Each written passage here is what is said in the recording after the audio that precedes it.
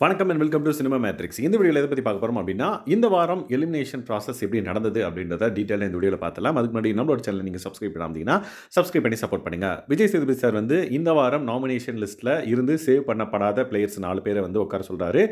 Siva, Anandhi, Sachana and then Ranjith. So இவங்க 4 பேருக்கும் வந்து பிக் பாஸ் வந்து இன்ஸ்ட்ரக்ஷன் கொடுப்பாரு. எலிமினேஷன் ப்ராசஸ் என்ன அப்படின்ற மாதிரி சொல்லிட்டு அவர் கிளம்பிடுறாரு.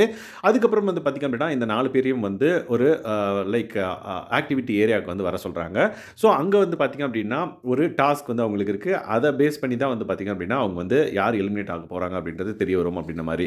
ஸோ லாஸ்ட் ஃபியூ வீக்ஸாக வந்து பார்த்திங்க அப்படின்னா எலிமினேஷன் ப்ராசஸ் வந்து அந்த வீக்குக்கான ஒரு தீம்லேருந்து எடுக்கப்பட்டதாக இருக்கும். லைக் ராஜா ராணினா அதுக்கு ஒரு மாதிரி எலிமினேஷன் ப்ராசஸ், ஸ்கூல் டாஸ்க் அப்போ அதுக்கு ஒரு எலிமினேஷன் ப்ராசஸ் இருந்தது. ஸோ இப்போ லைக் நீயும் மொபைல் நானும் மொபைல் டாஸ்க் ஏற்ற மாதிரி ஒரு தீமில் வந்து பார்த்திங்க அப்படின்னா ஒரு நாமினேஷன் ப்ராசஸ் வந்து நடந்தது. ஸோ ஆக்டிவிட்டி ஏரியாவில் லைக் இந்த மாதிரி ஒரு பிட் இருக்கும், அதுக்குள்ளே பால்ஸ் எல்லாம் போட்டிருக்கும், அண்ட் தென் பொம்மைகளும் வைக்கப்பட்டிருக்கும், பேர் எழுதி வந்து பொம்மை வைக்கப்பட்டிருக்கும். ஸோ இவங்க 4 பேரில் யாராவது ஒருத்தர் பேர் வந்து பார்த்திங்க அப்படின்னா அந்த பொம்மையில் வந்து இருக்காது. ஸோ அதாவது பேர் எழுதப்படாத ஒரு பொம்மை இருக்கும். ஸோ யார் பேர் வந்து அந்த பொம்மையில் இல்லையோ அவங்க வந்து எலிமினேட்டட் அப்படின்ற மாதிரி. ஸோ தட் எல்லாருமே 4 பேரும் வந்து பார்த்திங்க அப்படின்னா அவங்களோட பொம்மையை வந்து தேடுறாங்க. விச் மீன்ஸ் அவங்க பேர் எழுதப்பட்ட பொம்மையை வந்து தேடுறாங்க. சாச்சனா, ஆனந்தி அண்ட் தென் ரஞ்சித் இவங்கெல்லாம் வந்து அவங்களோட பொம்மைகளை வந்து ஃபைன் பண்ணிடுறாங்க. பட் கடைசி வரைக்கும் வந்து பார்த்திங்க அப்படின்னா சிவா அவங்களோட பொம்மையை வந்து ஃபைன் பண்ண முடியல.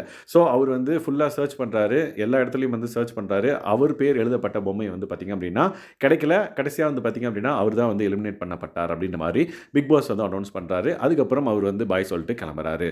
ஸோ தட் ரஞ்சித் சாரோட பேர் வந்து பார்த்திங்க அப்படின்னா இருந்ததான்னு கேட்டிங்கன்னா எஸ், அவரும் வந்து லைக் பேர் இருந்தது, சாச்சனா பேர் இருந்தது, ஆனந்தி பேர் இருந்தது.